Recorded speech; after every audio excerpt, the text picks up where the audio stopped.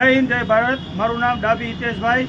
હું છેલ્લા 30 વર્ષથી આ રોડ ઉપર આ મંદિરની સેવા દઉં છું અને અત્યારે અચાનક નોટિસ આવી છે કે રાતે 1 વાગે આ મંદિર પાડવામાં આવશે સાહેબ।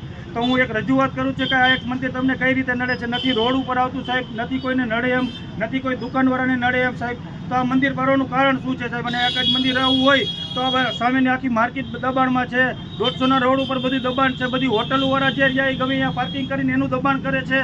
એ બધી તમે એની જવાબ દેવડાવો। અમારે એક મંદિરની આસ્થાને તમે શું કામ હેરાન કરો છો? એક તરફ તમે કહો છો કે અમે હિન્દુ ધર્મ, તો આ હિન્દુનું મંદિર તમને કઈ રીતે નડે છે?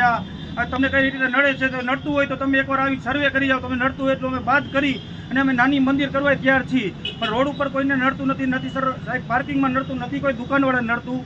તો આ તમને સરકારને કઈ રીતે નડે છે અને આ મ્યુનિસિપાલિટી આરએમસીને કઈ રીતે નડે છે સાહેબ? એનો જવાબ મારે જોઈએ છે। ટ્રાફિકની સમસ્યા હોય તો આખી માર્કેટ છે સાહેબ, આ 150 રોડ ઉપર બધી 4 વ્હીલું પાર્કિંગ કરે છે અને એને હરાજી કરે છે, એ કોઈને નથી નડતું સાહેબ। એમાં તમને પૈસા મળી જાય છે, આ મંદિરમાં તો તમને 1 રૂપિયો મળવા નથી સાહેબ। તો મંદિરને શું કામ ટાર્ગેટ કરો છો? ટાર્ગેટ કરવું હોય સાહેબ તો બધાને એક ટાર્ગેટ કરો।